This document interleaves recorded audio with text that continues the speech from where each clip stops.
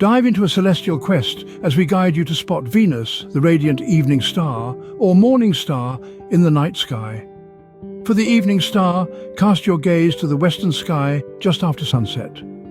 A bright white or yellow point of light, brighter than any star, is Venus. The prime viewing time is within 2 to 3 hours after sunset.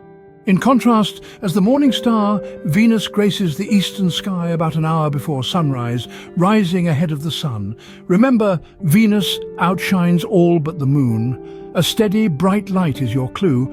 To aid your search, consider a planetarium app or an online star chart. These can show Venus's phases, further helping you identify it.